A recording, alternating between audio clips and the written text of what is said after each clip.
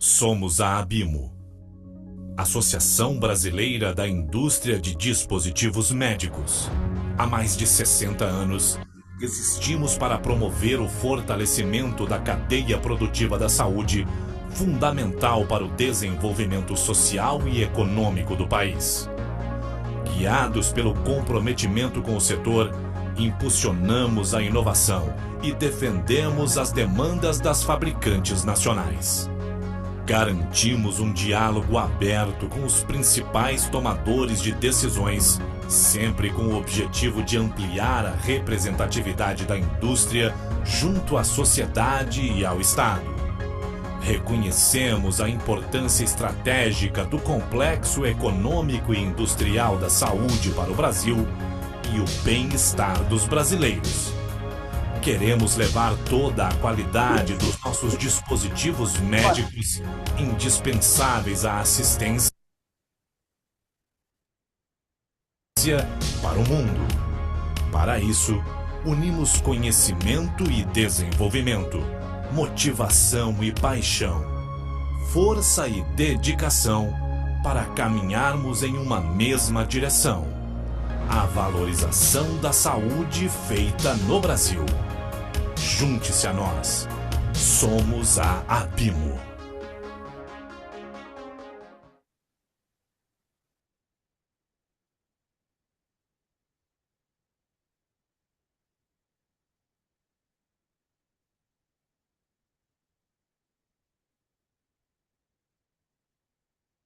Bom dia,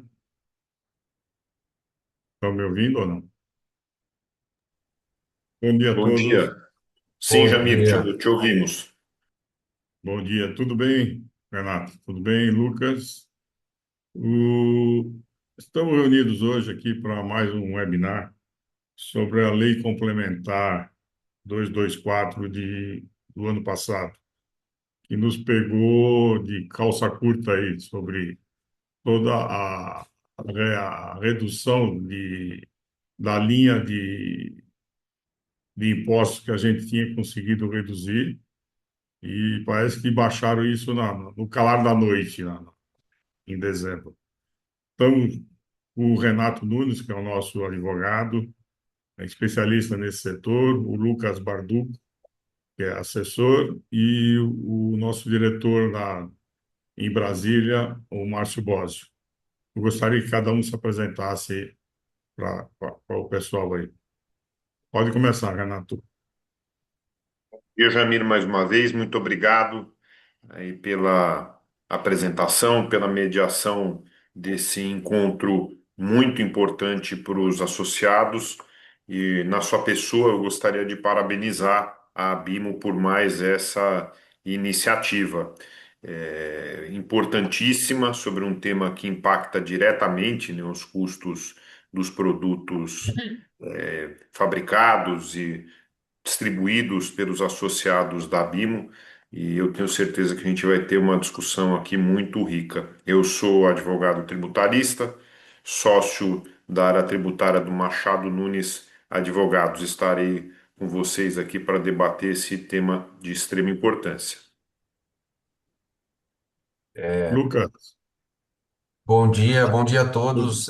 Primeiro, muito obrigado, né, Jamir, pela mediação aqui. Agradeço também a Abimo e também parabenizo pela organização do webinar, tema extremamente importante. Estou vendo o Márcio ali também, agradecer o Márcio pelo convite.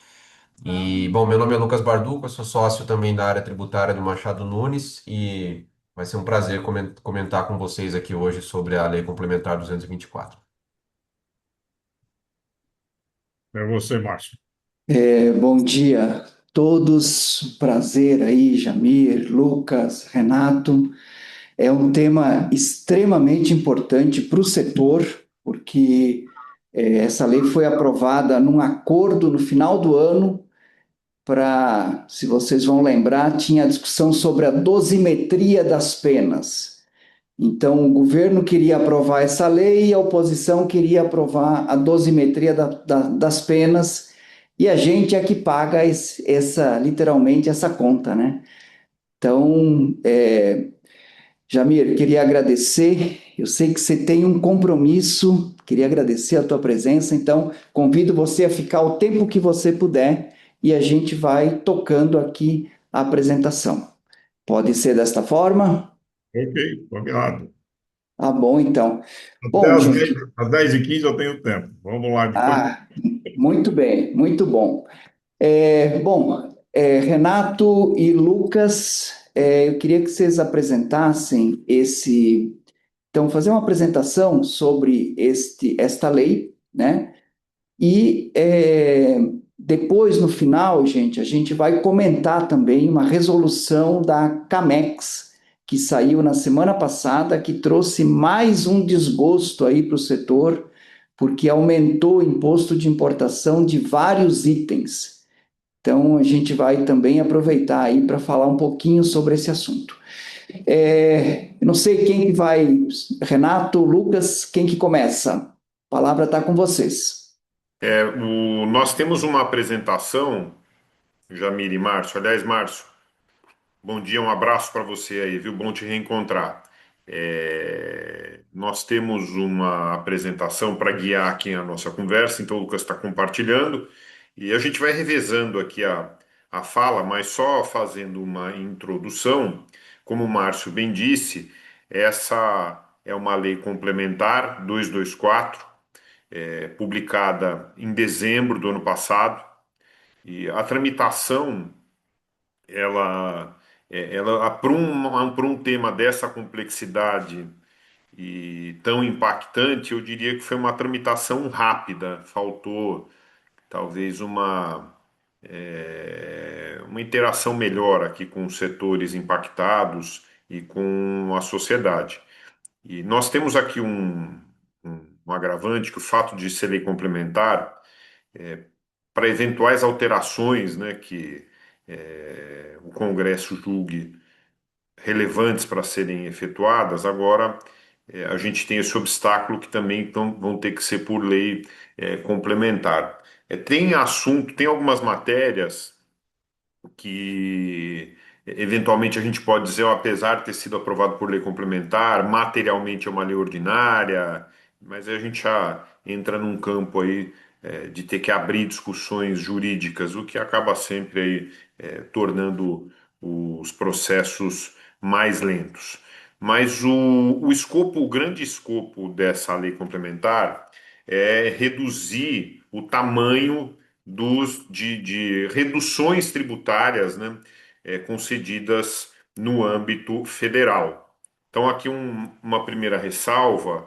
Adiante, nós vamos comentar sobre o ICMS, sobre possíveis impactos em relação ao ICMS, mas essa lei, o objeto, vamos dizer assim, a direto de regulação dela, são reduções tributárias de âmbito federal.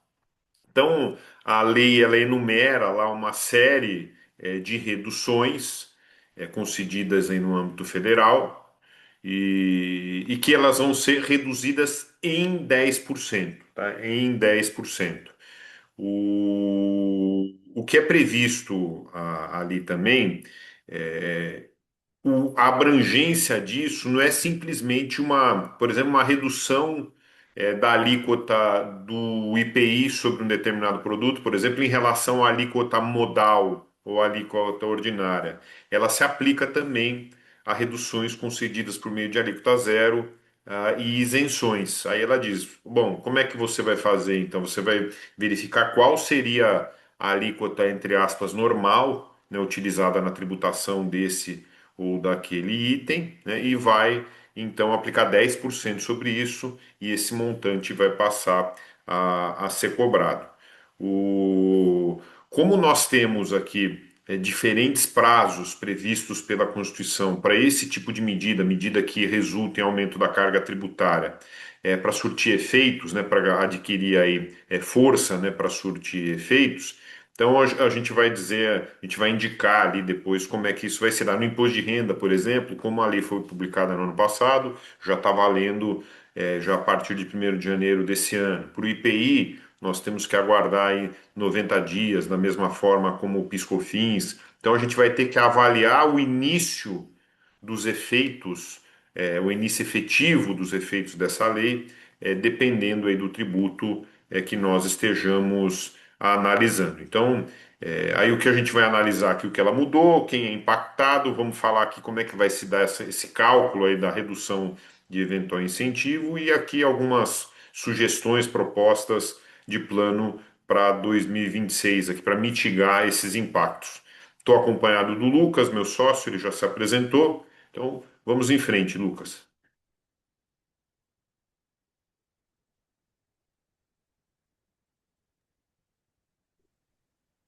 Quer comentar aqui ou quer que eu fale esse? Não, pode falar. Tá legal.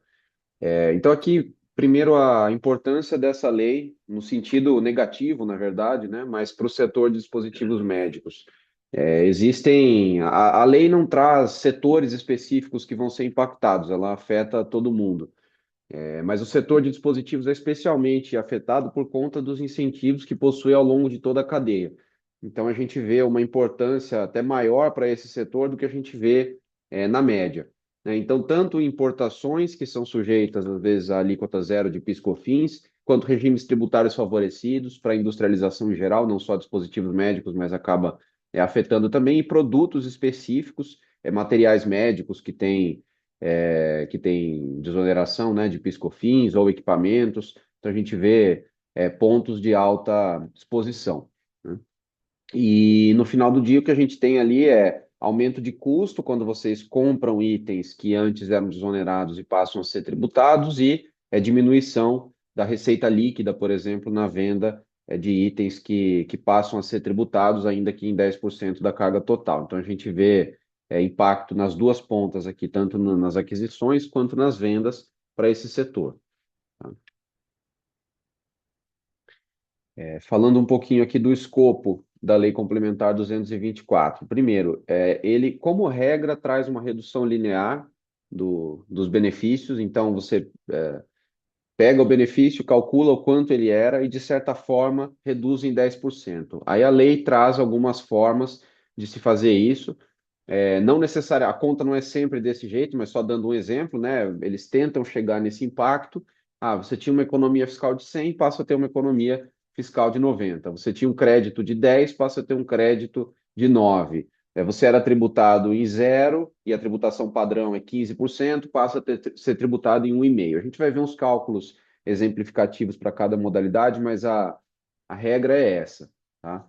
O que a gente percebe vendo a lei, né? Ela foi uma lei feita de forma rápida, né? Um pouco a toque de caixa aqui, e ela não tem a melhor técnica legislativa, né? Para dizer o mínimo, assim. Ela não é muito bem escrita e claramente ela não foi editada com base em amplo debate, de forma que fosse possível antever todos os efeitos.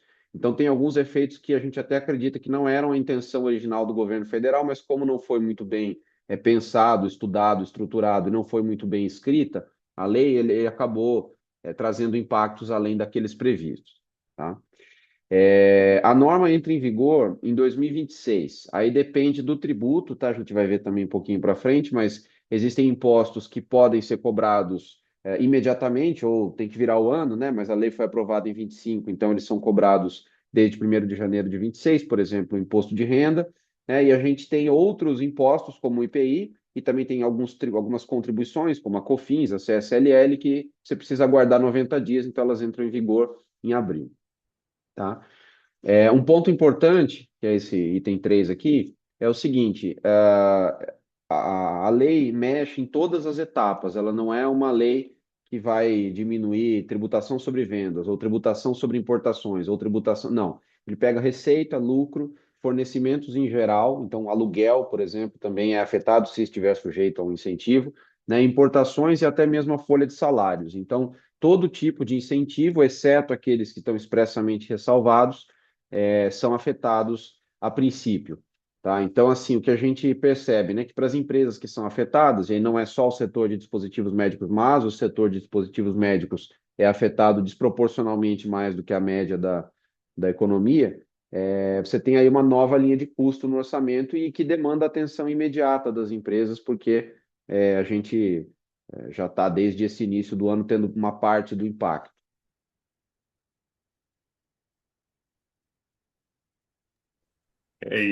Aqui só complementando, né, já nessa questão do escopo, como o Lucas mencionou, é bastante amplo o campo aqui onde essa lei vai incidir, onde ela vai surtir efeito, e isso é multissetorial. É que como a cadeia da saúde ela tem aí muitas reduções de tributos federais, acaba que por consequência, como essa lei ela é bastante abrangente, a cadeia da saúde acaba sendo bastante afetada. Então vejam vocês, como o Lucas mencionou, a gente tem aqui previsão de PIS/COFINS, o imposto de importação, além da Lei Complementar 214, nós tivemos há poucos dias a edição de uma resolução majorando as alíquotas do imposto de importação para diversos itens, inclusive dispositivos médicos, o IPI, tem também que sobrou para o imposto de renda e para a CSL e até para a contribuição previdenciária patronal, a CPP. Um parêntese importante é o seguinte, pessoal, vocês estão acompanhando que a reforma tributária ela já está em curso e a partir de 1º de janeiro do ano que vem nós não teremos mais nem o PIS/COFINS e nem o IPI. O IPI vai ser reduzido a zero, com exceção de itens fabricados também na Zona Franca de Manaus.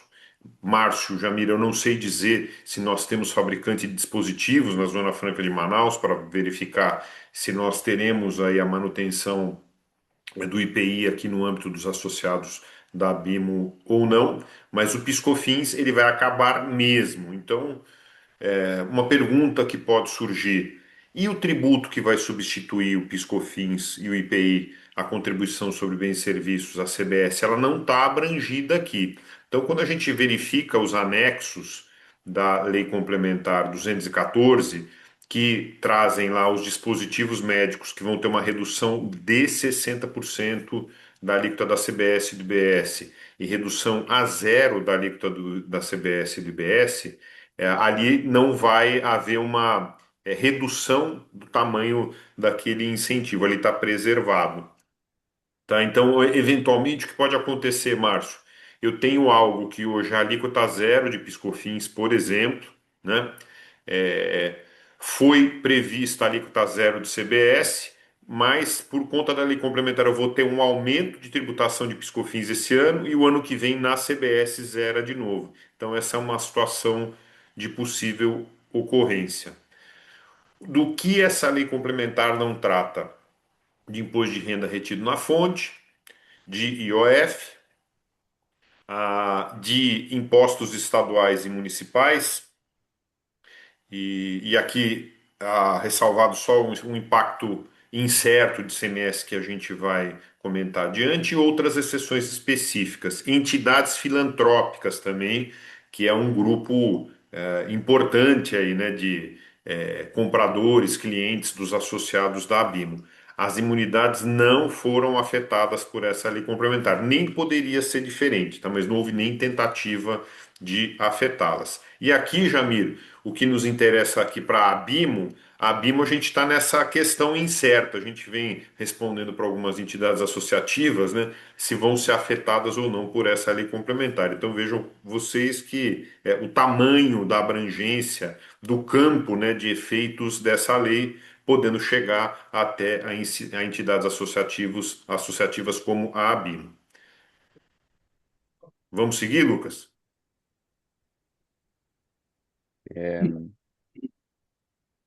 Você queria falar alguma coisa, Márcio? Não, não, Não? Ah, tá. tô espantado aqui com o tamanho do impacto. Ô, Renato, É o... as alíquotas de IPI que a gente tinha vai ser mexidas? a princípio, não, Jamir. Quando ele fala, assim, o grande problema, né? Como eu comentei, a lei não tem a melhor técnica, então ela causa muita confusão. Então ela coloca, por exemplo, a alíquota zero do IPI como sendo um benefício fiscal. Só que quando a gente olha na TEC, tem um monte de alíquota zero do IPI, por exemplo, na TEC, não, na TIP, né? E assim como tem um monte de alíquota zero de imposto de importação. Só que essas alíquotas zero, que isso já é a alíquota padronizada do item, ela não é tratada como um benefício fiscal aqui. e não consta no demonstrativo de gastos tributários. Então, a princípio, não muda. Até porque não existe uma alíquota padrão do IPI para a gente falar, né? Ah, o IPI tem alíquota de 12. Não existe isso. Cada item tem a sua alíquota, tem item que é zero, tem item que é 1, 2. Em tese também, uma alíquota reduzida é tratada pela lei como incentivo fiscal, só que tem item que tem alíquota baixa de IPI, e isso não significa que ele vai ser afetado aqui. Então, a princípio não, mas tem esse ponto que o Renato comentou da resolução GSEX, que foi editada alguns dias atrás, que elevou a alíquota do imposto de importação de diversos itens. Não tem a ver com essa lei aqui, né? Tá. O que a Opa, gente não. Oi, eu oi, te... perdão. Oi, Paulo, bom dia. Eu fiquei com uma dúvida. E os produtos que estavam no convênio 0199? Que... A gente vai comentar Ah, mais para frente também, então tá Fracaro, bom. mas Ok, esse ponto é talvez o mais polêmico aqui dessa lei para o setor, né? ok, tá bom. Tá?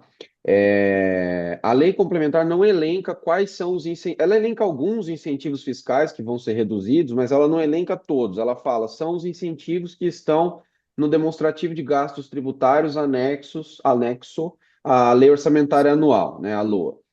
Então você fala, bom, então eu vou no demonstrativo de gastos tributários. Só que lá tem um monte de incentivo que não tem como ser afetado pela lei, né? Por exemplo, incentivos que são previstos na Constituição. A gente tem imunidade das filantrópicas, isso não pode ser afetado.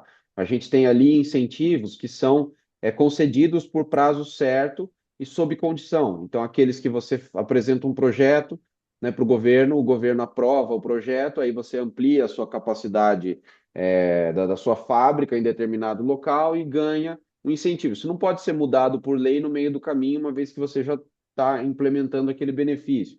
Então a Receita começou a responder de forma um pouco reticente, assim, falando, não, se for um incentivo assim, mesmo estando no demonstrativo de gastos tributários, eu não vou, eu entendo que não aumenta. Esse outro aqui eu também entendo que não aumenta, mesmo estando no demonstrativo. Zona Franca de Manaus, eu não vou mexer, porque eu não posso por meio de lei alterar. Então ficou uma coisa um pouco estranha, porque em vez de a lei dizer são esses incentivos que são afetados, ela fala são os do demonstrativo de gastos tributários. Aí você vai no demonstrativo de gastos, vê os benefícios ali, só que em alguns casos aquilo não vai ser afetado se a Receita Federal entender que não é afetado. Então ficou uma coisa um pouco confusa, tá? Então, É, então, do, desculpe, hum, então você acredita que muita gente poderá entrar na justiça contra essa lei? sem dúvida alguma, sem dúvida alguma, né? Meu Deus do céu. Sem dúvida alguma, A CNI, inclusive, já ingressou com uma ação questionando a constitucionalidade, vamos dizer assim, o ponto que se dá mais destaque a essa contestação, Fracaro, diz respeito justamente aos que nós chamamos incentivos onerosos, né, com prazo certo, em que o contribuinte haja cumprido condições para a fruição. Então, como o Lucas bem mencionou, não pode mudar o combinado no meio do caminho. Nós, inclusive, temos uma jurisprudência consolidada, se é que ainda dá para dizer isso, né, do Supremo Tribunal Federal a respeito desse tema. Você acha que a BIMO deveria entrar como amicus curiae ou fazer um mandado próprio dela? Eu acho que pode ser avaliado, Fracaro, as duas possibilidades. A gente verificar o quanto a ação da CNI ela é aderente a todas as necessidades dos associados da ABIMO e, eventualmente, em relação àquilo que não esteja coberto no âmbito da ação da CNI, a ABIMO ingressar com uma discussão ela própria. Então, precisamos entrar um pouco mais no detalhe aqui dos impactos para os associados para indicar a estratégia mais conveniente, mais adequada. Posso pedir para o seu escritório fazer isso para nós, então? Sem dúvida. Ok, pode continuar então. Jamir, se você concorda, né, Jamir? Sim, sim. Vamos em frente. boa, legal. Então, assim, quando a gente lê a lei complementar, e aí selecionando aquilo que deve ser aplicado ao setor de dispositivos médicos, primeiro a gente vê alguns benefícios que são aplicáveis a todos os setores e que afetarão também as empresas dos dispositivos médicos, né? Então, por exemplo, lucro presumido, a gente tem um aumento do percentual de presunção em 10%. A gente vai mostrar mais para frente. Afeta todas as empresas e as indústrias que estão no presumido. Lucro real, nós temos o aumento da alíquota do juros sobre capital próprio, do IR-fonte, de 15 para 17,5%. Né? Então, não é nem em 10%. Aqui a gente está aumentando em mais ou menos 16,7% a alíquota atual, né? Mais alto do que um aumento em 10%. Mas também se aplica a todas as empresas do lucro real. Mas agora, aquilo que está especificamente vinculado ao setor, a gente não encontra na lei, a gente encontra no demonstrativo de gastos tributários anexo à LOA. Então, a gente tem dois dispositivos aqui, dois artigos muito importantes. O primeiro é o artigo 70 da Lei 13.043, que fala da alíquota zero de PIS/COFINS na venda para o poder público, né? Então, venda de equipamentos ou materiais destinados a uso médico, hospitalar, clínico ou laboratorial, quando você vende para União, estados ou municípios ou fundações públicas, tá? E para entidades beneficentes de assistência social também, com alíquota zero. E os artigos 8º e 28 da Lei 10.865, né, que é a lei do PIS e da COFINS de importação, mas aqui ele está tratando não só de importação, mas também de venda no mercado interno desses itens que a gente colocou aqui, né? Então, cadeira de rodas, artigos ortopédicos, próteses oculares, e outros itens que são trazidos. Então, aqui são os dois dispositivos que eu diria que, apesar de estar confusa a lei, mas que muito provavelmente a Receita Federal vai entender que são impactados pela Lei Complementar 224, porque eles não se enquadram naqueles requisitos que a Receita criou para excluir e porque eles estão previstos no demonstrativo de gastos tributários. É uma Desde pergunta. então, oi, Pô, fala. não, essa lei, a 10.865, é onde se enquadravam aqueles o 126/10 das isenções? Você fala do É, convênio 126, né? n- não, Fracaro, são coisas diferentes. A Lei 13.043, ela nunca foi regulamentada, então essa aí não vai ter impacto. Essa 10.865 é a lei que isentou o PIS/COFINS de um conjunto enorme de produtos. E a ortopedia tem uma lei específica que saiu em 2010, é, e aí que gerou o convênio 126. Então, a ortopedia, em tese, ela não está nessa 10.865, mas ela tem uma lei própria que isentou PIS e COFINS. E que, se for levado ao pé da letra, depois a gente vai entrar na história do convênio, né? Mas se for Isso. levado ao pé da letra, pode colocar em risco os convênios todos, não só de dispositivo, como de medicamentos Uhum, também. também. O que eu ia comentar, Márcio, aquela briga já de anos da Abimo por isonomia tributária, ela pode se acentuar aqui, porque hoje itens que você tem alíquota zero do PiscoFins e que vão sofrer aumento. Então, quando tem alíquota zero, você fica com um tratamento equivalente, né? E aqui estou me referindo especificamente, Márcio, às compras por Aí, entidades filantrópicas, né? a Então, importação hoje, direta. isso, então ela passar de isso ser mais um estímulo, né, para importação direta, já que ela vai poder invocar a imunidade dela na importação direta, em detrimento de adquirir no mercado nacional para esses itens que vão ter a tributação majorada. Então a gente pode ter nesses meses faltantes aqui, quase o ano todo, né, de É, 2026, um agravamento desse tratamento anti-isonômico.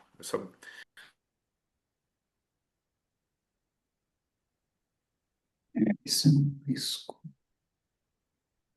Oi, Renato, como é que um troço desse é aprovado num momento que todo mundo reclama das altas taxas brasileiras?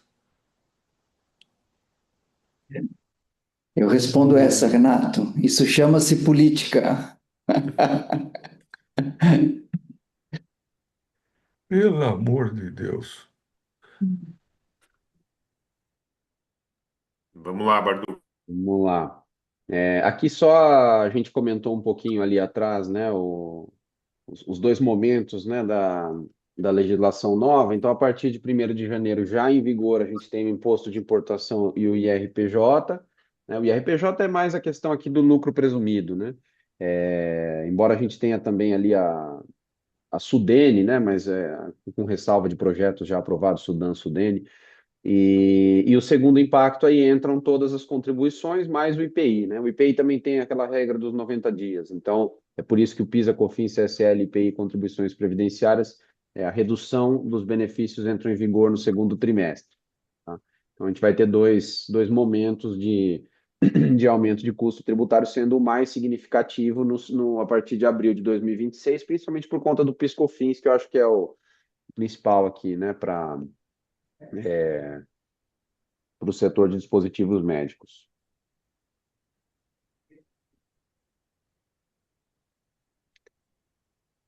Aqui a gente fez um pequeno checklist para identificar o impacto específico em cada empresa. Então, entender, ok, tem a lei diminui um monte de incentivos, traz um monte de novos problemas, mas o que de fato impacta a empresa. Então, primeiro, identificar se a empresa usa incentivos fiscais de tributos federais ou ICMS. Praticamente todas usam, né? Lembrando que o incentivo fiscal não é somente aquele clássico que você apresenta um projeto e daí ganha um incentivo, mas simplesmente você importar ou revender no mercado interno, ou vender, industrializar, vender um item que se enquadra, por exemplo, na Lei 10.865, como um dos itens ali com alíquota zero, você já é o usuário de incentivo fiscal. Se você está no lucro presumido, também você não que o lucro presumido seja um incentivo fiscal, mas a lei trata como se ele fosse um incentivo fiscal, né? Um benefício fiscal. Até técnico, né? Mas a lei acaba tratando dessa forma. Tem até discussão judicial a esse respeito, né? Mas o fato é que é considerado um incentivo fiscal aqui para fins dessa lei. E também, se está no lucro real e paga juros sobre o capital próprio, isso também é considerado um benefício fiscal e tem um aumento de alíquota. Segundo ponto aqui, identificar o tipo de benefício fiscal que se usa. Então, o que eu tenho? Eu tenho alíquota zero de PIS/COFINS, eu tenho lucro presumido, eu tenho isenções, eu tenho redução de base de cálculo, eu tenho redução de imposto devido, crédito presumido, então tudo isso. Lembrando que a princípio não deveria ter impacto no ICMS, mas se a empresa comercializa itens que estão nos convênios, aí também isso tem que ser pelo menos mapeado, pode não ter impacto. Pode não ter impacto agora, pode não ter impacto nunca, mas precisa ser mapeado, a empresa precisa entender o que aquilo pode causar. Aí o terceiro, óbvio, identificar se os incentivos se enquadram nas exceções legais. Então, nem todos os incentivos serão impactados. Se você tem, por exemplo, um projeto na Sudão, na Sudene em andamento, já está trabalhando com prazo de conclusão, já aprovado até o final de 25 pelo Poder Executivo, aquilo ali não entra como um incentivo elegível aqui à legislação para ser reduzido. Só um instantinho, Bardu. Eu acho que o Fracaro está com o áudio aberto aqui. Tá com... Aí, fechou. E aí, por fim, se for aplicável, a redução, de fato, o meu incentivo não está nas exceções, eu uso o incentivo, ele é elegível à lei e vai ser reduzido em 10%. O próximo passo, então, seria calcular o impacto financeiro. A gente vai dar uns exemplos aqui na apresentação de como calcular esse impacto e entender o impacto em margem, né? Perguntaram no chat se vai ser disponibilizado, né? Sim, a gente disponibiliza o PPT dessa apresentação aqui.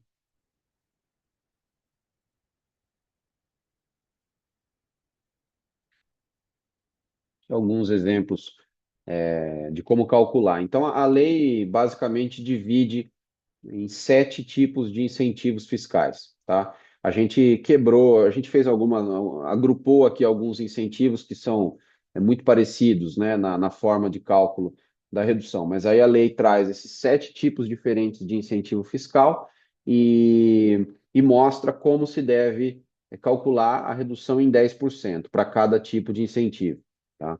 Que a gente começando com isenção ou alíquota zero, né? O tratamento aqui é o mesmo, tanto para isenção quanto para alíquota zero. Primeiro você tem que entender qual é a alíquota padrão. Então, aqui a gente está usando de PIS/COFINS, né? 9,25, só para dar o exemplo.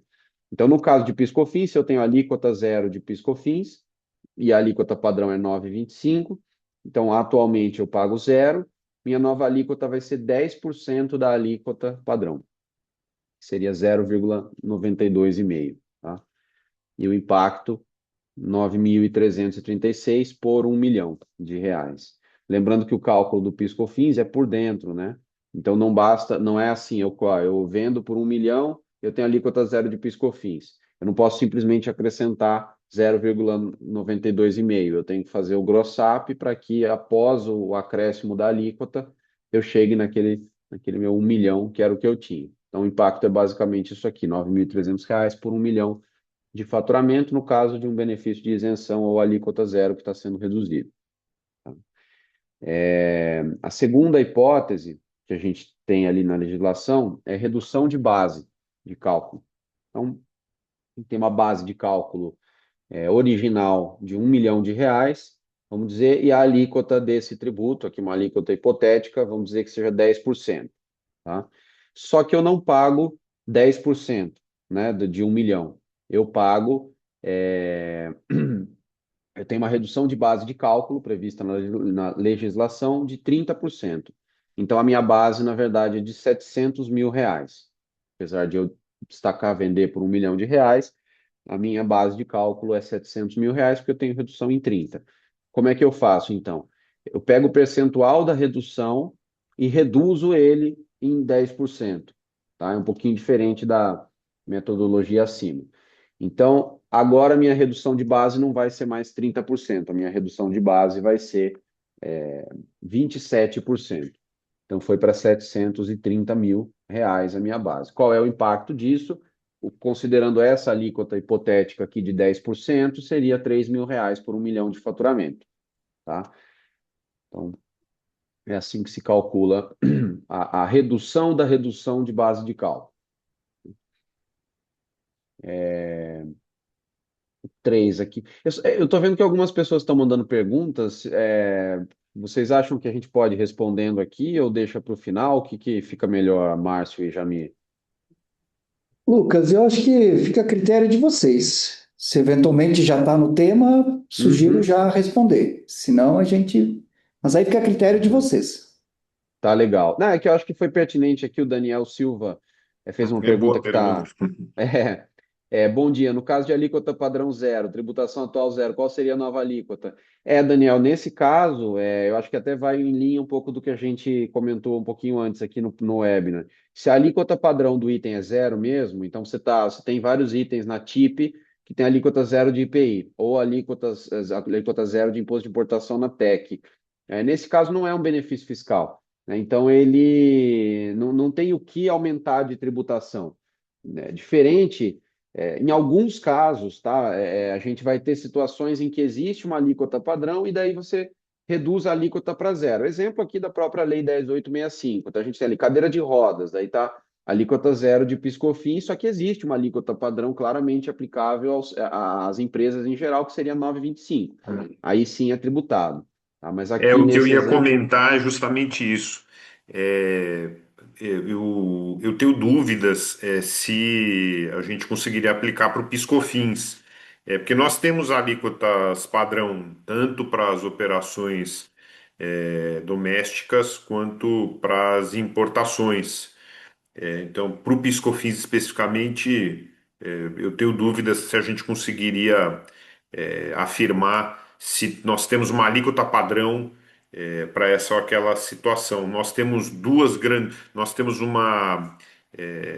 vamos dizer assim, duas grandes regras gerais, né, que são os regimes não cumulativo e cumulativo e os tratamentos pertinentes a cada um deles, inclusive em relação à alíquota, e tudo que for diferente disso, assim, num primeiro momento, eu veria como tratamento excepcional, então que enquadraria. Agora, no IPI, como o Lucas mencionou, e também no imposto de importação, eu acho que aí sim nós temos possibilidade, né, de vislumbrar esse tipo de situação trazida pelo Daniel.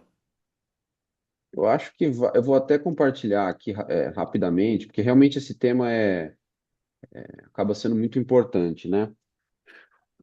Quer ver? Vocês conseguem ver a tela? Está na lei agora, né? Na Lei Complementar 214. Então, a Lei Complementar 214 traz algumas regras aqui do que é a interpretação deles. Ó, para fins do disposto nesta lei complementar, considera-se sistema padrão de tributação.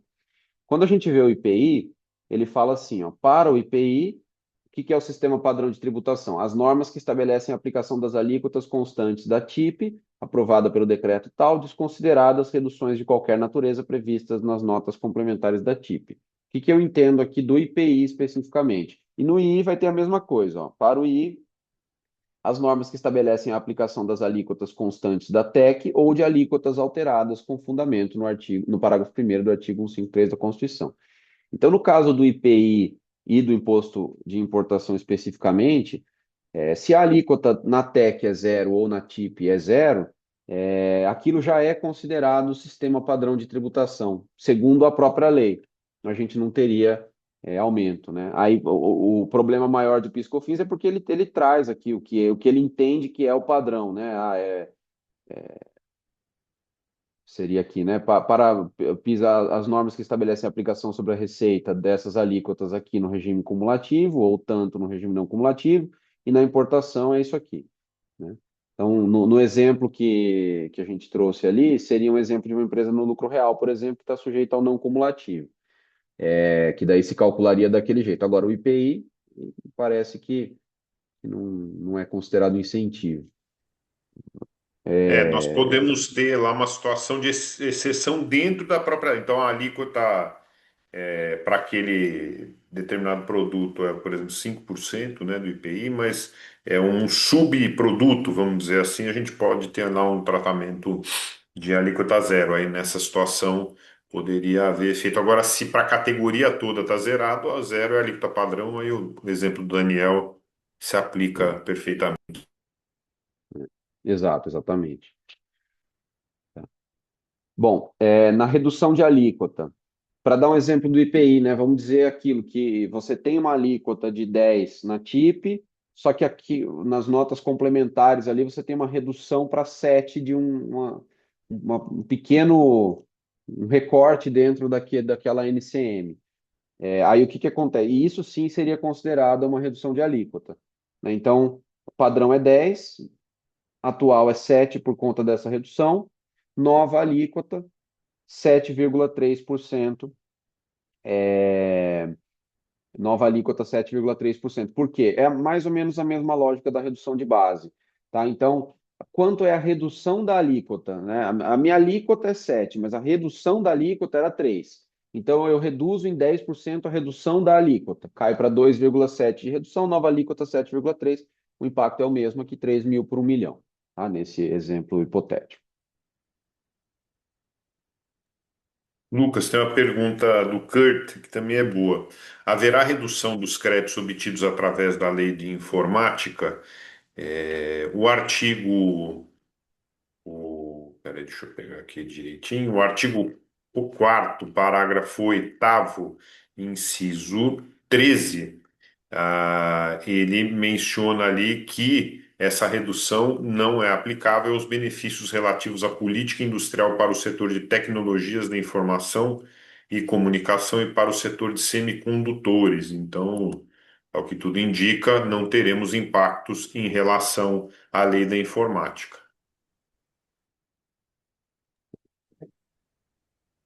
Ô, Renato, aproveitando, lei do bem pode ter impacto? A princípio pode, mas a lei do bem acho que acabaria enquadrando ali no. É uma questão de interpretação, né? Eu acho, mas eu entendo que enquadraria também nessas exclusões aqui, seja porque ele é um benefício oneroso, seja porque ele dá para enquadrar ele como benefício relativo ao setor de tecnologia da informação. O que você acha, Renato? Acho que está no mudo. Sem dúvida, também acho. né? E dentro da política industrial também, né? O cara que está na Isso, lei do bem, ele está inovando. é, é. O grande ponto é problema de redação da legislação, né? Ele devia dizer expressamente o que é afetado e não dizer assim, olha, é tudo, só que aí se você se enquadrar nisso aqui que eu estou falando, não afeta. Esse é o problema. Mas lei de informática, acho bastante defensável que ele fica fora dessa nova lei, apesar de ele não estar expressamente. Desculpa, lei de informática não. Lei de informática está expressamente excluído. É lei do bem.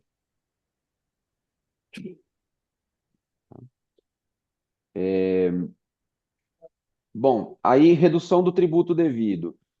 Uma mecânica similar, né? Então, aqui, tributo calculado, 100 mil, alíquota hipotética, 10%. Só que você tem uma redução em 30, paga 70 mil, né? Em cima do tributo calculado. Qual seria a nova redução? Então, é a mesma coisa. Pega o percentual de redução que era 30, reduz em 10, então reduz só 27%, pagaria 73 mil, mesmo impacto, 3 mil por 1 milhão, tá? E por fim, o crédito presumido, apura o tributo, o crédito presumido, vamos dizer aqui que seja 30 mil reais, né? Você tem um tributo a recolher. Crédito presumido, ou crédito financeiro, ou crédito outorgado, né? Tributo a recolher 70 mil, você pega o percentual do crédito presumido e reduz em 10%. Então, o novo crédito presumido agora não é mais 30 mil, é 27. Tributo a recolher aumenta de 70 para 73, então o impacto é de menos 3 mil de crédito presumido a cada 1 milhão de operação. Tá? Também considerando essa alíquota hipotética que a gente colocou aqui de 10%. Tá? A mecânica é meio parecida em todos os casos. Então, se você paga zero, você pega o tributo padrão e aplica 10. Se você tem alguma redução, você multiplica esta redução por 0,9 e essa é a sua nova redução. O impacto, vocês veem que quando a gente mantém a alíquota e base, o impacto é sempre o mesmo, então não tem grande complexidade. Tá? Lucas, Oi. com a nova alíquota que vai ser do ano que vem, o IVA e o CBS, isso muda Uhum. tudo? Muda, em parte, porque o IBS e a CBS não são impactados, nem o imposto seletivo, nem os da reforma, não são impactados pela Lei Complementar 224, e a gente vai ter a extinção do PIS e da COFINS a partir do ano que vem. Então, acho que esse efeito que foi comentado aqui um pouco mais cedo, vai acontecer isso. Você tem zero hoje, vai acontecer isso bastante no setor. Você tem zero hoje, passa a pagar um pouquinho, e no ano que vem volta a ser zero, porque, por exemplo, ele está na alíquota zero de IBS e CBS. Então, Tá? toda essa matemática que nós estamos fazendo vale por esse ano só. Depende, porque quando fala de PIS/COFINS, sim, vale para esse ano, mas a gente tem imposto de importação que continua existindo, a gente tem IRPJ e CSLL que continuam existindo também indefinidamente. Então, na parte de PIS/COFINS, sim, na parte do IPI, muito provavelmente também os itens comercializados aqui vão ficar com alíquota zero no ano que vem, e não por benefício fiscal, mas porque vai ser zero mesmo.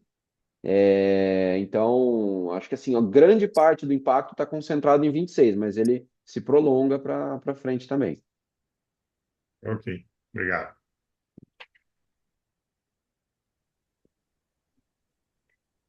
Aqui o mais complexo do cálculo é o lucro presumido, tá?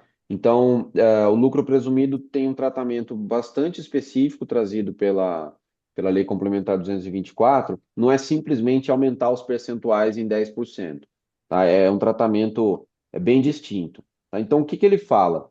Ele diz o seguinte: as empresas que faturam até 5 milhões de reais no lucro presumido não terão aumento de carga, tá? Empresas que no ano, tá? Empresas que faturam mais de 5 milhões no ano terão aumento de carga sobre a parcela que extrapolar 5 milhões de reais no ano. Só que ele quebra por trimestre. Então a gente não pode considerar 5 milhões de reais no ano, a gente tem que considerar 1.250.000 reais no trimestre. E aí você vai entre um trimestre e outro, você pode ir fazendo os ajustes conforme necessário, né? Se um trimestre faturou bem abaixo de 1.250, esse crédito que você ganha contra o governo pode ser usado no trimestre seguinte, tá? No exemplo aqui, A gente usou o setor industrial, né? Então, os percentuais de 8% de presunção para o IRPJ e de 12% para a CSLL, e a gente assumiu aqui um faturamento trimestral de 4 milhões de reais, tá? Para entrar na faixa acima dos 1.250.000. Então, como que vai fazer a conta? Aqui no lado esquerdo nós temos o cenário atual. Então, basicamente, você vai multiplicar a base, que é 4 milhões de reais, por 8 para calcular o IRPJ e por 12 para calcular a CSLL, né? Aplicar a alíquota atual, do IRPJ a alíquota é 15, e a gente tem um adicional de 10% sobre a parcela do lucro do lucro presumido, que extrapola a 60 mil reais por trimestre. Então, a gente chega no IRPJ somando o 15% e o adicional de 74 mil, CSLL de 43.200, nós temos aqui 117 mil no trimestre a recolher de RPJ e CSL para uma indústria que fatura 4 milhões de reais, assumindo que 100% do faturamento dessa indústria é venda de produto industrializado, não tem prestação de serviços, não tem receita financeira, não tem nada, é só isso daqui, tá? Bom, e depois da Lei Complementar 224? Aí você vai ter que fazer duas contas. Uma conta é até 1.250.000, quanto que eu tenho de percentual de presunção. Então, eu mantenho esses 8% e 12% sobre a parcela até 1.250.000, o que extrapola 1.250.000 no trimestre. Então, nesse exemplo, eu teria 2.750.000. Eu vou aplicar esses percentuais novos aqui, 8,8% de RPJ, 13,2% de CSLL. Tá? Então, fica uma conta aqui um pouco confusa, porque você tem dois percentuais diferentes de presunção, né? Você começa com um percentual menor de 8 e passa para um percentual de 8,8. A mesma coisa CSL, começa com 12, termina com 13,2. No fim do dia, o que isso resulta, né? Em vez de eu pagar os 117 mil, eu vou pagar 125 mil, tá? Ou seja, por trimestre eu vou pagar 8.500 a mais, por ano 33.880. Isso seria uma empresa com faturamento anual de 16 milhões de reais, né? Faturamento, receita bruta anual, 16 milhões de reais. Então, o impacto para cada 16 milhões de reais de receita bruta é isso, 33 mil reais de imposto a mais no ano, tá? Empresas que têm faturamento trimestral abaixo de 1.250, né, ou anual abaixo de 5 milhões, elas não serão afetadas. Então, aí, elas vão recolher o lucro presumido com os percentuais que já recolhem hoje em dia, tá? Outra, a gente não colocou na apresentação, mas que outras empresas que também não são impactadas são aquelas que estão no Simples Nacional. Então, o Simples Nacional foi expressamente excluído do escopo da lei. Então, presumido abaixo de 5 milhões no ano e Simples Nacional não são afetados. Presumido acima de 5 milhões no ano, entra nessa conta aqui. Lucro real tem a questão do juros sobre capital próprio. Então, eles estão pegando meio que todo mundo aí, né?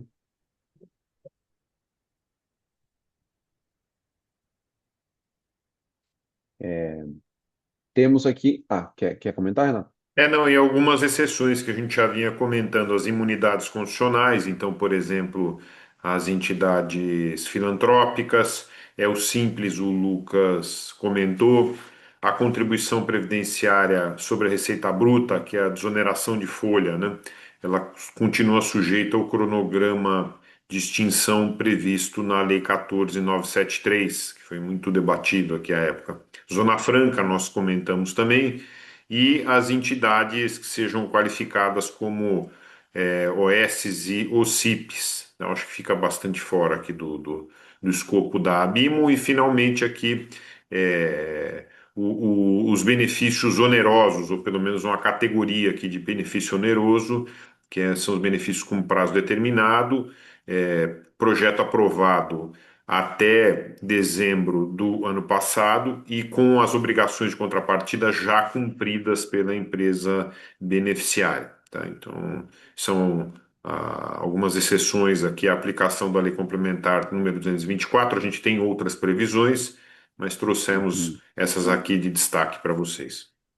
Inclusive esse requisito de que o benefício já tem que estar, o projeto tem que estar sendo implementado e o benefício está sendo usado, é o que está sendo questionado justamente na ação da CNI, que acabou. Imagina que você tem um projeto aprovado e ou ele está prestes a ser aprovado, ou ele não começou ainda a ser usado, em tese está excluído da exclusão, então ele seria afetado, e aí a CNI está discutindo exatamente esse ponto lá no Supremo. Tem uma pergunta aqui da Karine Moria. No lucro presumido, será mantido o IRPJ adicional se a base é superior a 60 mil por trimestre? Sim. Então, vamos só voltar aqui no slide rapidamente. Então, o adicional não muda, tá? O que muda é como chegar aos 60 mil de lucro presumido, né? Então, muda o cálculo da base do lucro presumido, mas o adicional você vai continuar calculando da mesma forma. Então, passou de 60 mil de lucro presumido no trimestre, aplica o adicional. Sobre até 60 mil, não aplica o adicional. Tá?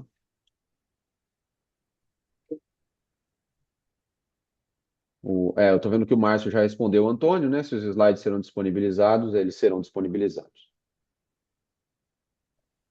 E agora aqui o ponto alto da apresentação, né, o possível impacto no ICMS. A gente falou do convênio 0199, foi mais a título exemplificativo, né? Nós também temos o 126, que já foi mencionado, mas todos os convênios que tiverem essa redução, essa redação, em que a redução do ICMS fica condicionada à redução a zero, a isenção dos tributos federais, o IPI, aí o PIS/COFINS, notadamente, né? Então, isso pode ser reavaliado, né, pelos estados ou até mesmo no âmbito do CONFAS.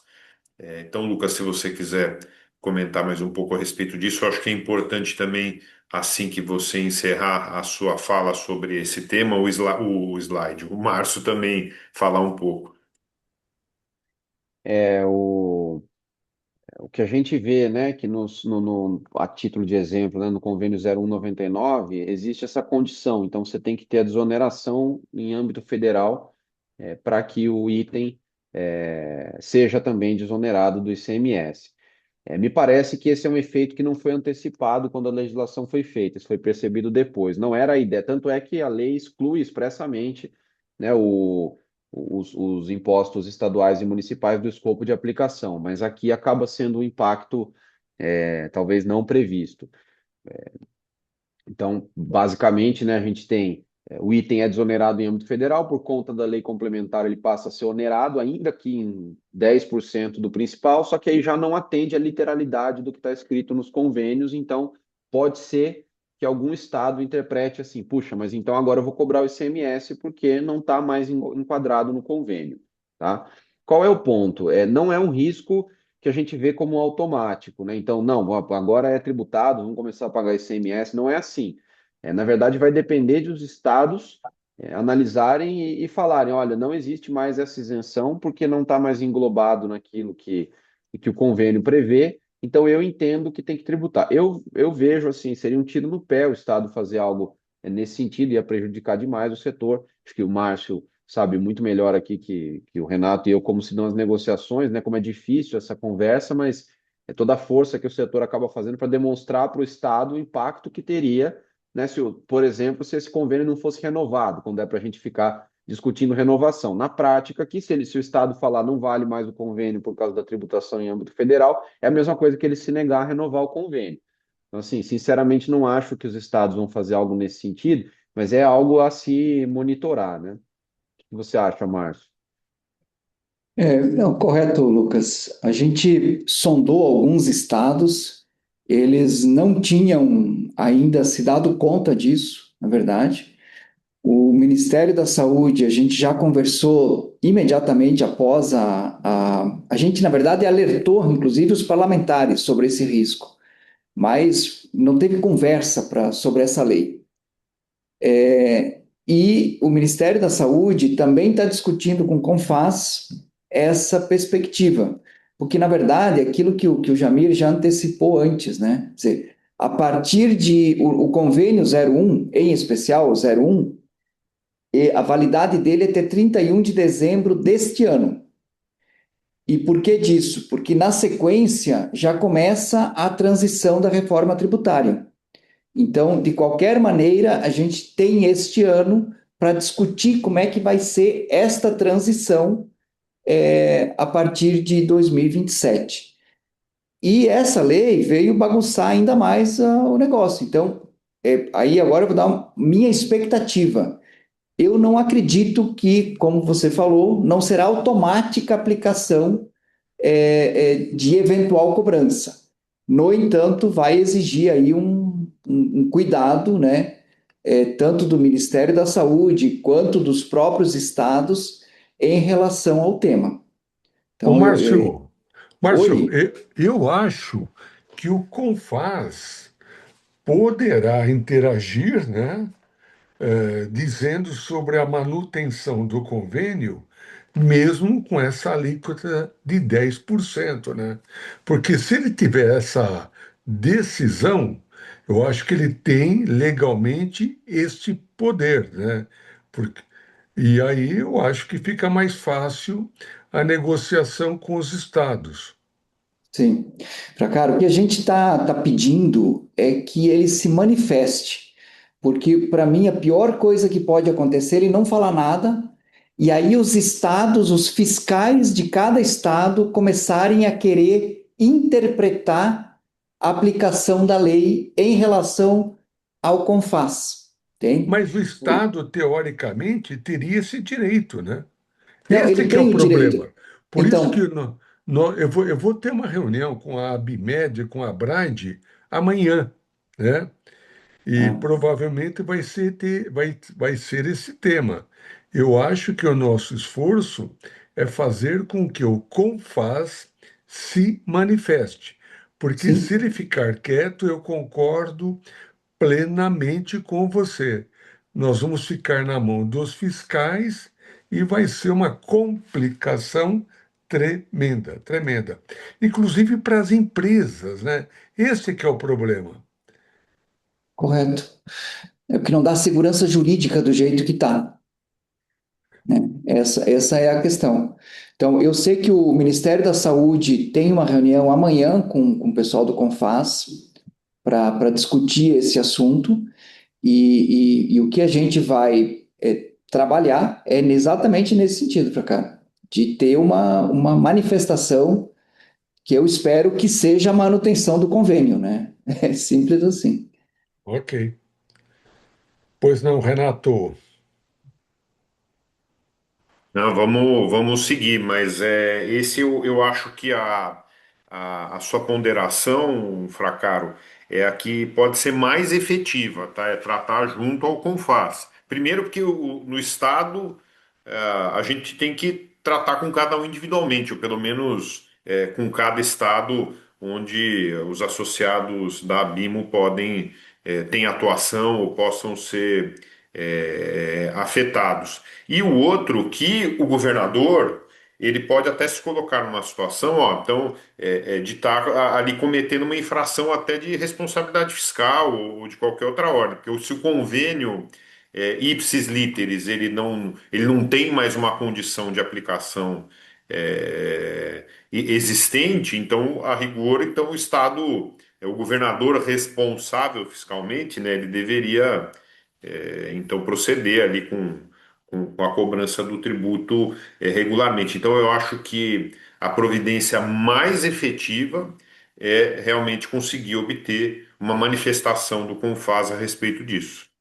Agora, Renato, eu quero só estender um pouquinho o que você falou. Eu acho arriscado e muito arriscado a gente deixar o Confaz quieto. Porque eu entendo o que você falou e concordo o que você está falando.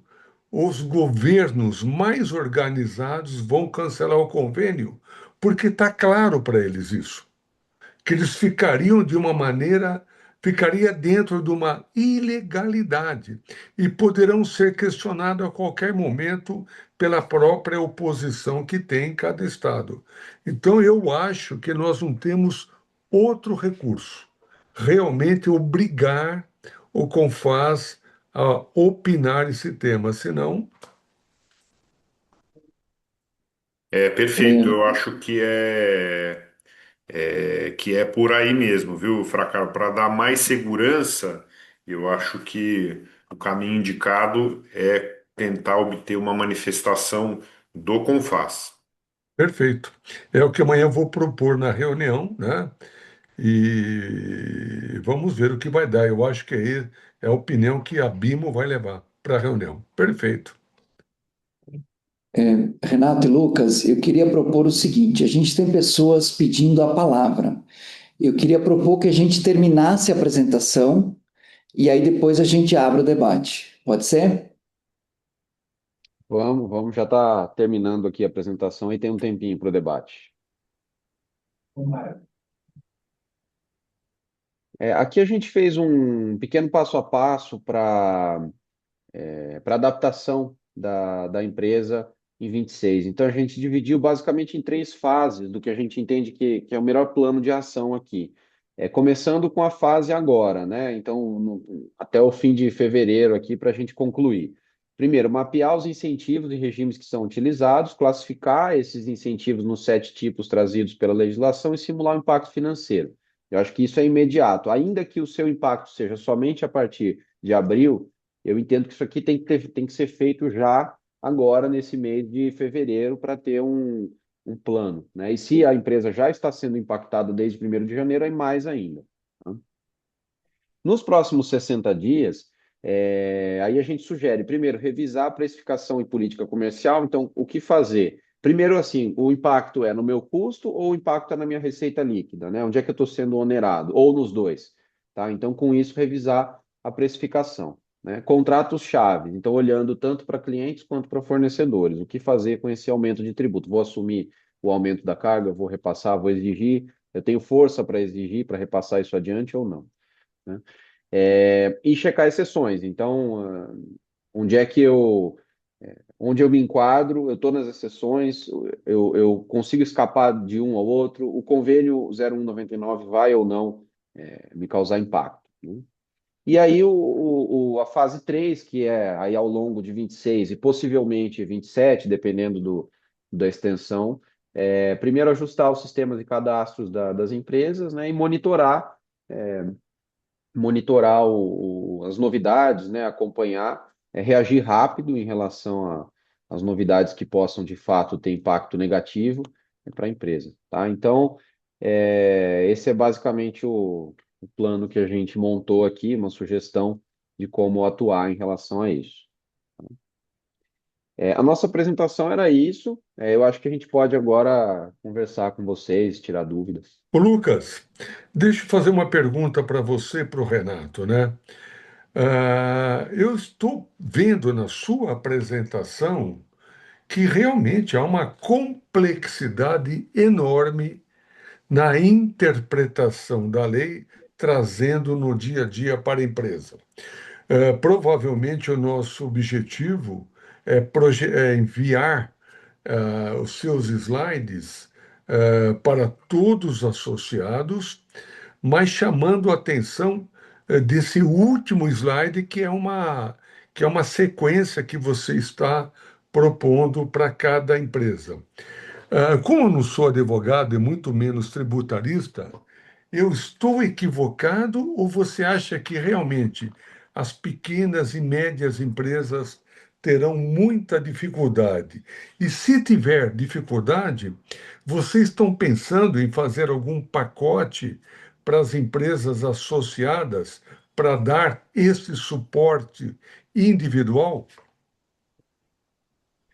Para Caro, quando nós pensamos nessa sugestão de plano de ação, já era também para pensar em alguma coisa já, vamos dizer assim, formatada, né, para ajudar os associados. Então, sim, podemos aí submeter a vocês alguma condição diferenciada para os associados da Abimo e não é simplesmente um aumento de tributo aqui, né? Como foi indicado ali no slide, isso passa por revisão. Primeiro, se o quanto sou impactado ou não. Depois, um segundo momento aí de impactos econômico-financeiros, para verificar se eu vou ter impacto em custos e ou receita e, finalmente, parametrização de sistemas. Então, realmente precisa de um plano para tratar de tudo isso. E assim como nós vimos fazendo na adaptação à reforma tributária, nós também estamos à disposição para esse tema da redução de benefícios tributários.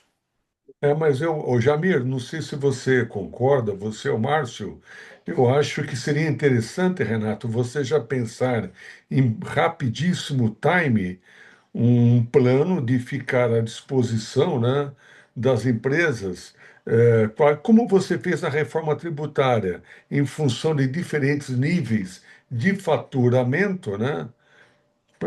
E fazer uma proposta de um acompanhamento e uma orientação, porque eu acho, é, aliás, o próprio Jamil pode falar como empresário, né? Ei, Jamil, se a estrutura que você tem hoje dentro da sua empresa, você conseguiria fazer realmente os cálculos do que vai impactar financeiramente você? Não, Paulo. A gente tem que socorrer na contabilidade ou com o nosso escritório de assessoria lá. Porque a gente no dia a dia não consegue acompanhar isso. Está cada vez mais confuso essa, esse cálculo aí. É aquilo que eu estava falando. A gente tem itens de órteses e próteses que é isento de ICM, ICM, IPI. Temos importação chegando também, que são isentos. De repente você tem um impacto aí no meio de uma importação. Então, Entendi. vai ser duro a pequena e média empresa acompanhar todo esse trâmite. E o ano que vem muda tudo de novo, né? Pelo que eu estou vendo. O Márcio, é Muito, isso que eu queria muito, falar. Márcio, muito então, trabalho para os contadores, né? o Márcio, mas Oi, então faça já a divulgação dos slides, ok, chame a atenção da organização que as empresas já deverão estar fazendo neste mês, né? E, e até perguntando se alguém tiver dúvida, não quero jogar isso para Bimo, que nós não temos, não cabe a gente esmiuçar o que vai acontecer para cada uma. Mas esse pacote do Renato deverá ser informado que muito em breve o escritório que está nos dando assessoria estará oferecendo um plano de consultoria, tal, tal, tal, tal. Por favor. ok. Eu queria passar a palavra. Nós temos duas pessoas pedindo para fazer perguntas. Então, eu queria propor o seguinte: a gente libera essas duas pessoas, Tarcísio e a Laís. E depois, Renato, eu queria que você falasse, e Lucas, vocês falassem um pouquinho sobre a resolução da Camex também, que o Jamir falou da importação, tem já impacto direto, Jamir, no processo de importação. Então, Tarcísio, seja bem-vindo. Se puder falar da empresa, qual empresa, e faça a sua pergunta. Márcio, Oi, por favor. um minuto. Eu queria me despedir, que eu tenho um outro evento agora às 11 horas. Agradecer a Obrigado. presença de todos, do Renato, do Lucas, da equipe toda aí. E desejar um bom dia para vocês aí. Obrigado, hein? Para você também, Obrigado. Jamil, um abração. Obrigado, Jamil. Um Obrigado, abraço, bom Jamir. dia. Bom dia. Deixa eu aproveitar a interrupção. Como eu estava assistindo esse webinar aqui da minha casa, eu já tenho um compromisso 15 para meio-dia na Fiesp. Então eu me despeço e deixo a tarefa para você, Lucas, e para você, o Renato, preparar esse pacote aí para os associados da Bimo, tá bom? Obrigado, muito obrigado aí, até mais. Obrigado, Um abraço. Facaro. Vamos lá, então. Tarcísio, Bom dia a todos. A minha pergunta é bastante simples. Para importações que estão em andamento, já foram embarcadas, como é que fica a questão do PIS/COFINS aí, dessa nova legislação? É, o fato gerador aqui primeiro que assim o PIS/COFINS da importação vai ser devido o novo, né, somente a partir de abril de 2026. Então, eu acredito que essa situação seja resolvida antes, né? Mas vamos supor que aconteça exatamente essa situação que você comentou na virada, né? O fato gerador dos tributos da importação, você considera a data do despacho aduaneiro, né? Então, o- isso aí pode acabar acontecendo, né? De você, no momento em que é embarcada a mercadoria lá do exterior, você ter uma alíquota mais baixa, mas na verdade, na hora de desembaraçar a mercadoria, você acaba pagando a alíquota majorada. Essa situação pode ocorrer. Acredito que não vai ocorrer agora. Se for do imposto de importação, pode ter esse efeito, mas se for de PIS/COFINS, não vai ocorrer agora, porque é só a partir de 1º de abril, tá? Tá ótimo. Então, muito obrigado. Obrigado, Tarcísio. Obrigado. Laís. Laís, está nos ouvindo? Laís, está com o microfone mudo, Laís.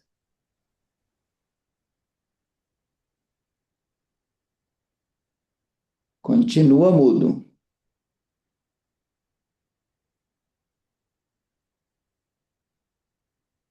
Bom, gente, a gente não está conseguindo ouvir a Laís, então eu queria, depois qualquer coisa, Laís, você volta na sequência, ok? Renato, vamos falar um pouquinho, a gente tem 10 minutos ainda, está previsto até às 11 a nossa webinar, para falar um pouquinho sobre a resolução da Camex, que saiu na semana passada, né? E, é, na verdade, duas resoluções, né? Uma majorando o imposto de importação e uma ontem criando uma condição nova na submissão de pleitos, que a empresa pode pleitear imediatamente, mesmo antes da consulta, do trâmite todo, né? Então, Renato, Lucas, a palavra está com vocês. Pois é, esse tema, mas vem, mais essa ainda, né? Não para.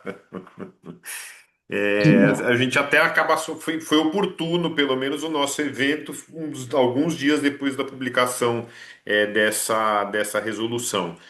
Assim como no caso da Lei Complementar 224, não foi só para a área da saúde, né? Foram diversas alterações tarifárias aqui para inúmeros códigos de NCM e muitos relacionados à cadeia da saúde. Então, foi prevista aqui uma recomposição das alíquotas de imposto de importação para três patamares, tá? De 7, 12,6 e 20%.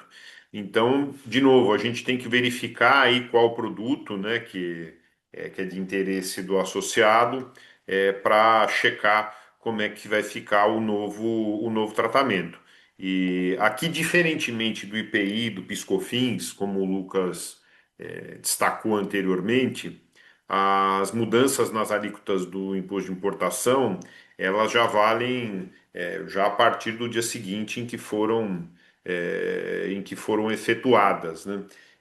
Inclusive, independentemente de o produto estar embarcado ou não. Então, isso acaba trazendo aí muita insegurança, né, para esse tipo de situação. Já houve discussões a respeito disso no passado, é, desde lá de 94, né, em que houve ali mudanças também no imposto de importação sobre diversos itens aqui de outras cadeias também. O STJ acabou até em alguns casos dando ganho de causa aí pelo princípio da segurança jurídica e etc. Os contratos já estavam fechados, a mercadoria já estava, se não tinha chegado ainda, já estava embarcada. Então, é possível que haja também questionamento desse tema. Aqui estão perguntando qual foi a resolução, tá?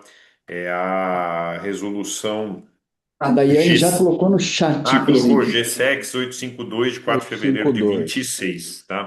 Então, foi oportuno, né, Márcio, nós termos aqui o Isso. evento alguns dias depois que já deu para abordar. Quer falar alguma coisa a respeito, Lucas, enquanto eu vou vendo as perguntas? Tá. Não, acho que só falar que a resolução ali trouxe várias alíquotas, em geral de 20% e 7,2%, a depender do produto, e ela trouxe também um cronograma de implantação, só que É é bem curto, 7,2, eu né? falei 7,6, perdão. 7,2% e 20%.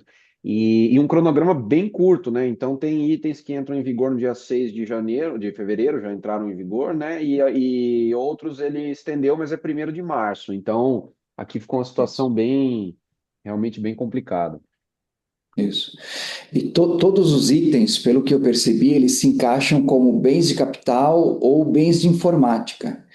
Então, todos esses itens são elegíveis para pleitear ex-tarifários. Então, por isso que seria bem oportuno as empresas olharem isso, né? Já verem o impacto que isso vai trazer nas suas produções, e dá tempo de entrar com pleito pedindo o ex-tarifário, porque tem, pelo que eu vi, tem muita coisa de matéria-prima, partes e peças, e muita coisa que o Brasil não produz. Tem muita coisa que o Brasil não produz. Então, esse tema a gente vai explorar um pouco mais aí ao longo da semana, mas só para deixar essa informação que, assim, mais essa surpresa, né? O ano começou com muitas novidades para os advogados e contadores. Isso Mais Verdade? aí. um, né, Márcio? Tem umas É, perguntas aqui, Márcio, podemos comentar? Ou por favor. dá tempo? Daí o Rodrigo perguntou, na importação em relação ao PiscoFins, quem está no lucro real, pode apropriar o crédito? Pode. Você pode apropriar o crédito do PiscoFins incidente na importação. As alíquotas aqui, elas não somam, na verdade, não somam 9,25, tá? É 2,1% a título de PIS e 9,65 de COFINS. Estou me referindo aqui à importação de bens, tá? O 9,25 é para importação de serviços. Aí Deixa eu... ficaria 1,075, né? O total ali Isso. não ficaria 0,925. Mas a lógica é essa. Tá? Aí o Jean, PiscoFins, por exemplo, devemos utilizar CST de alíquota diferenciada? Boa pergunta. Boa pergunta, mas a princípio sim, tá? Na verdade, isso não está nem na lei nem na instrução. Foi editada a Instrução Normativa 2305, né, que regulamentou. Ela não traz ainda o CST, mas eu entendo que sim, porque supondo aqui a questão da alíquota zero, né? Então a gente tem a CST ali de alíquota zero, né? Operação tributável alíquota zero. E com a redução passa a ser uma tributação com alíquota reduzida, né? Então eu entendo que seria o CST, operação tributável com alíquota diferenciada, embora isso não esteja ainda regulamentado, mas é o que faz sentido. Era isso então, Bom, Márcio. gente, exatamente 3 minutos antes do nosso prazo, queria só pedir então aí ao Renato ou Lucas para fazerem os seus comentários finais e imediatamente depois, atendendo aí a solicitação do Fracaro, pensar aí, gente, uma forma de, enfim, atender quem os procurar. Então, por favor, Renato, pois o Lucas. Obrigado, Márcio. Reiterar o agradecimento à Bimo pelo convite e também parabenizar pela iniciativa. Eu acho que são eventos como esse que nos fazem aí pensar nos impactos práticos, como agir diante disso. Então, eu acho sempre muito oportuno e tivemos a sorte de o evento cair uns dias depois da edição da resolução GSEX, então deu até para abordar isso. Tem questões bastante importantes, então a gente recomenda aí fortemente que os associados tomem, no mínimo, aquelas ações que nós sugerimos, e nós estamos à disposição aí para o que vocês precisarem. Muito obrigado mais uma vez. Lucas, Bom, pessoal, então, agradecer a todos que estão aqui assistindo, agradecer de novo, né, a Bimo pelo convite e que é bastante interessante. A gente vai discutindo esses temas, as pessoas fazem perguntas em que a gente não pensa, né? Toda vez que a gente faz esses webinars, a gente aprende com as perguntas que as pessoas fazem. Então, agradeço também quem interagiu e relembrando que a gente está à disposição aqui para assessorar. Chegou uma última perguntinha ali, do Jean. Vocês conseguem ainda falar? Senão, Claro, Podemos. estamos à disposição. Então, Jean, se a empresa está no PIS/COFINS, no regime não cumulativo de PIS/COFINS, o PIS/COFINS na importação ele é recuperável, tá? O que pode acontecer, não sei se você está pensando nessa situação, é que mesmo estando no lucro real, ela tá no cumulativo, mas as receitas da empresa elas estão todas sujeitas ao regime cumulativo. Vamos imaginar um hospital, por exemplo, tá? Ele está no lucro real, está no regime não cumulativo. Se ele só tiver receita oriunda de assistência à saúde, então ainda que ele ainda que ele aproprie, vamos dizer assim, o crédito PIS/COFINS da importação, ele não vai conseguir aproveitar porque ele não vai ter saída não cumulativa. Então, eu não sei se era isso que você estava querendo saber. Aqui o Rodrigo perguntou. Seriam vedados? Não, aqui está perfeito. Não, o Rodrigo, aí o Jean perguntou, não é isso. Isso é mesmo. Então, Jean, manda um e-mail depois para a gente, daí a gente responde. abimo@abimo.org.br. Tá? E Isso. coloca, por favor, no chat aí. Isso, obrigado. E aí Aí a a gente gente a gente responde formula melhor. Boa, Marcos. isso.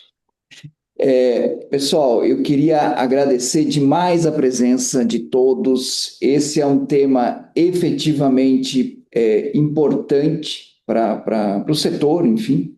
Agradecer ao Renato, ao Lucas, essa disponibilidade de vir falar sobre isso. Eu acredito, Renato e Lucas, que a gente vai ter que fazer mais uma, talvez em março. Provavelmente a Receita vai lançar aí algumas portarias ou coisas, notas explicativas que talvez fique mais claro, e até lá talvez a gente já tenha também essa informação do CONFAS. Então, de qualquer maneira, gostaria de agradecer de novo a presença de todos, dizer que a gente está à disposição, né? Esse material todo vai ser divulgado para todos os associados. A gravação vai ficar no YouTube da Bimo, então vai estar lá o evento gravado, e as pessoas poderão depois buscar aí, consultar e mandar para a gente as dúvidas. Então, aquilo que for uma dúvida mais geral, a gente consegue responder. Coisas específicas da empresa, a gente vai passar aí o contato do Renato e do Lucas para que ele possa trabalhar. Gente, muito obrigado, um bom dia a todos e todas, né? E que a gente possa ter aí a melhor solução possível para essa situação toda. Tá bem? Tá ali o site do YouTube do Sinaemo, tá no chat também, se alguém quiser, pode colocar. Obrigado, pessoal. Agradecer a equipe da Bimo que fez toda a divulgação, a organização do evento e até uma próxima. Muito obrigado, até mais. Tchau, tchau. Obrigado, pessoal.